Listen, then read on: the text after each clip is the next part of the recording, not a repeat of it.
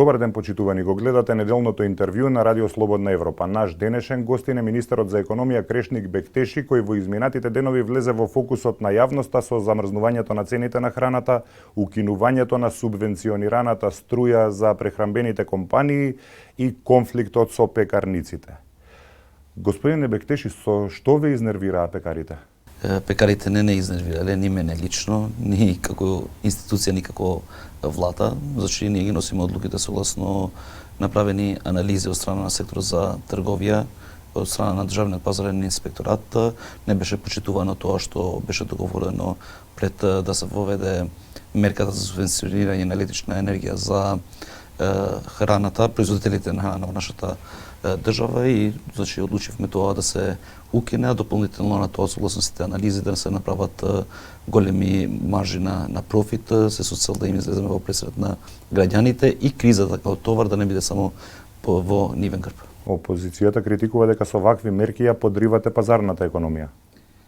Па не верувам дека критикуваат, пошто не е повикан Антонио Милошевски да дава коментари за економија, иако колку што знам тој се занимаваше со надворешни работи, а најмалце со економија, но неверојатно сака да го игра свезнајкото. Тоа е негов проблем. Јас сум имал и дебати со нивни економисти кои се значи во раководството на ВМРО ДПМН. Ние не сме замрзнале цената за да мора да биде 30 денари. Ние сме кажале која може да биде највисоката граница за белиот леб и за полубелиот леб, што значи дека до 33 денари сите можат меѓу себе да конкурираат. Ако влезе... Затоа има и цени под 33 денари во делот на белиот и полубелиот леб во маркетите, и дополнително на тоа не сме единствената држава кој воведуваме вакви мерки.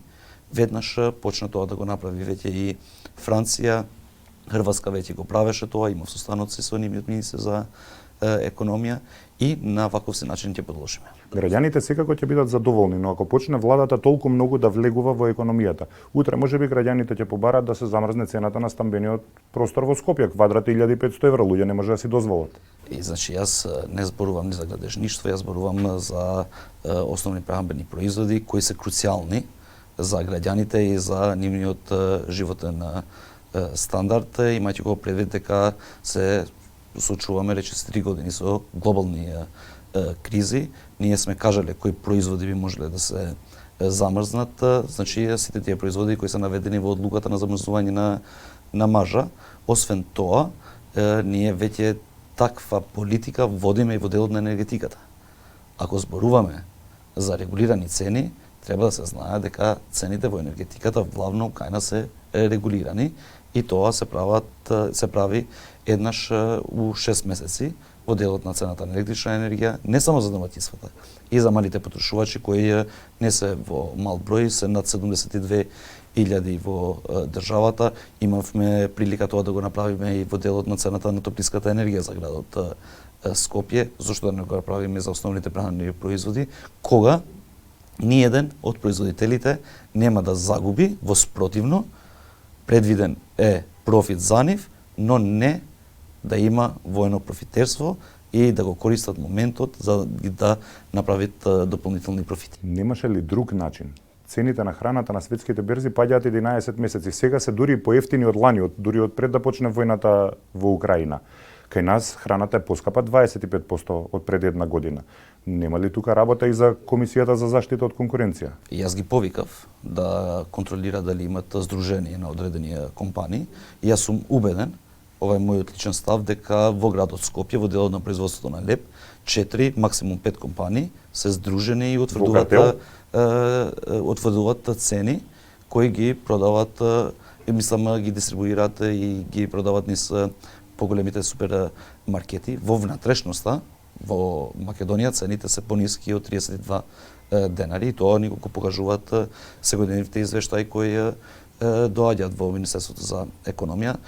Таква работа ние нема да дозволиме како Министерство за економија, додека имаме меканизми да постапиме согласно законот за трговија. Тука ништо нема спорно, имајќи во предвид дека многу дециден е и членот 29 и членот 30, дека во одредени ситуации Министерството за економија може да му предлага на владата вакви ограничувања или пак обврски, но секако дека една од мерките може да биде и замрзнување или пак определување на највисока цена за одреден производ. Македонија има една од највисоките инфлации во Европа. Имаше критики дека владата не прави доволно, товарот е оставен на Народната банка. Не, во спротивно, Македонија е единствената држава во регионот која рече се повеќе од една година значи воведува различни мерки, се со цел товарот да не биде целосно кај потрошувачите, во овој случај кај граѓаните, и ние како Министерство за економија, значи можеме да се пофалиме дека веќе речиси година и пол ги носиме ваквите мерки. Инфлацијата вкупна не е само од основните прехранбени производи.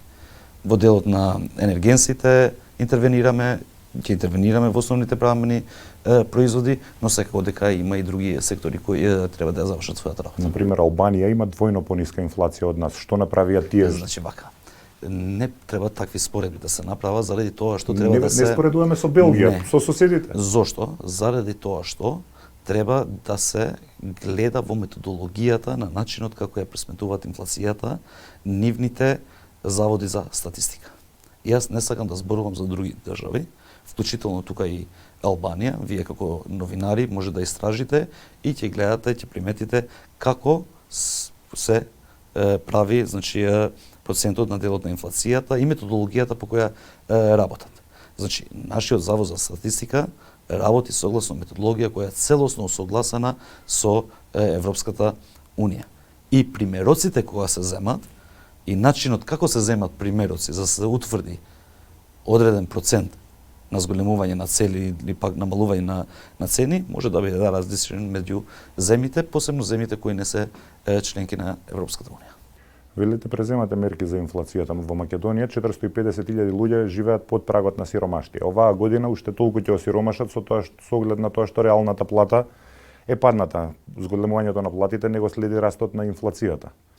Не, инфлацијата ова година ќе биде помала од зголемувањето на платите, вклучително и минималната плата и просечната плата, или зборувам за последните податоци, 4% реална плата намаѓа. Или наравно сите плати и во јавниот сектор и во приватниот сектор. Јас наведов во една прилика дека само последните 4 месеци од претходната година ние не сме успеле две минимални плати да и го покриват потрошувачката кошница. Ако во минатото ни требаше да имаме 2,4 плати за да се покрие. Веројатно зборувате за просечни, не минимални. Минимални. Зборувам потрошувачката е над 50.000. Значи вака. Кога е покачена потрошувачката кошница над 40.000 денари? Околу септември. Што значи дека 4 месеци од претходната година. И тоа го кажав. Кај нас успеавме во август и во јули претходната година да ни требат 1,8 минимални плати за да се покрие потрошувачката кошница. Во минатото, кога немаше никаква криза, да не зборуваме за енергетска криза, голема глобална после светска војна, големата криза во европскиот континент, финансиска, економска, значи платите, минималната плата не беше над 10.000 денари, а потрошувачката кошница беше на 25.000 денари во нашата држава. Што значи дека 2,4 минимални плати требаше едно семејство да има за да ја покрие само потрошувачката кошница. И ние успеавме тоа со одредени одлуки за покривање на придонеси, за административна одлука во делот на зголемување на минималната плата, тоа значи да го намалиме на 1,8 и сега продолжуваме на таков начин, пошто имаме веќе закон за утврдување на минимална плата, тоа е предвидено и е под предлог на Министерството за труд и социјална политика, целосно поддржано од страна на Министерството за економија, и мартовската минимална плата ќе биде 20.000 денари. Овој тренд сум убеден дека ќе продолжи секоја година согласно новата методологија. Поради скапата струја лани, некои фирми со манипулации или со изигрување на законот се вратија од регулираниот, односно од слободниот на регулираниот пазар. Вие побаравте казни. Казнет ли е некој? Ние, освен што побаравме казни, и листите што ги доставивме до финансиската полиција и управата за јавни приходи, ние донесовме одлука каде автоматски им наложивме на ЕВН дистрибуција за тие компании кои го направиле истото, веднаш да се извадат од регулиран пазар и веќе такви компании не постојат на регулиран пазар, кои не ги исполнуваат.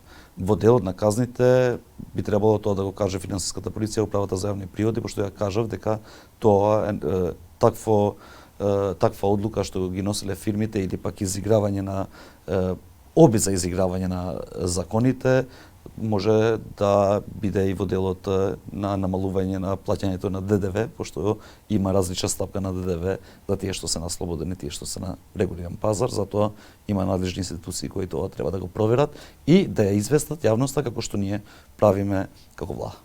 Оваа година со струјата ја истеравме релативно добро.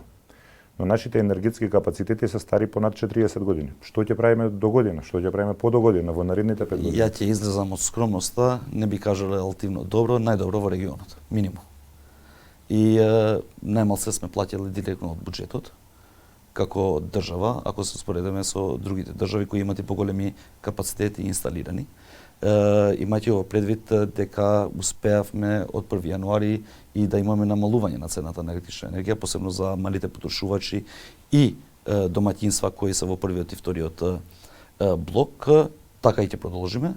Се прават веќе анализите за да воведеме дополнителни мерки, значи се планира заедно со регулаторната комисија за енергетика да гледаме како би можело да влие и воведувањето на дневната ефтина тарифа. И зошто го правиме ова? Заради тоа што во рокот не повеќе од 2 години успеавме да инсталираме согласно политиките кои ги градевме повеќе од 400 мегавати само фотонапонски централи во нашата држава, а знаејќи ги како работат фотонапонските централи од мај до октомври, најверојатно Република Македонија ќе има вишок на електрична енергија која ќе се произведува тука во нашата држава. Доколку можеме да одиме со инсталирање на соларни панели? Треба и да ја балансираме мрежата. Во Шпанија пропаѓаат фирми, во Кина ги гасат соларните преку ден кога има сонце, зашто мрежата не може да издржи. До каде може ние да одиме? Тоа е планирано, веќе се работи на регулатира на воведување на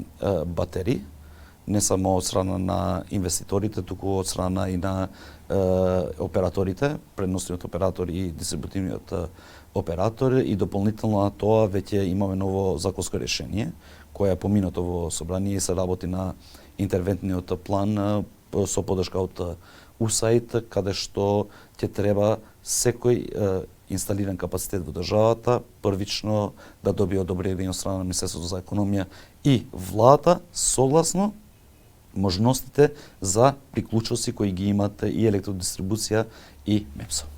Ќе го реши ли тоа проблемот? Батериите ќе го решат ли проблемот? И батериите и постапката за да може да се приклучат ќе го решат проблемот. Ние не сакаме да ги воведеме во заблуда и инвеститорите и банките кои ги финансираат овие проекти, но и граѓаните, имајќи го во предвид дека може да се воведеме во ситуација како што наведовте вие во одредени моменти, кога ќе има хиперпроизводство на електрична енергија, цената да биде и минус во услови во нашата држава, а со тоа дека тие инвеститори значи не ќе можат да ја вратат инвестицијата, што ќе стане дополнителен проблем, но тоа нема да го дозволиме, имајќи го предвид дека имаме веќе стратегија за развој на енергетиката, каде што се предвидени максимум 1500 мегавати инсталирани во нашата држава од соларни капацитети и 700 од капацитети како што се ветерните паркови. Ви благодарам за издвоеното време. Беше задоволство. Го гледавте неделното интервју на Радио Слободна Европа, почитувани. До гледање.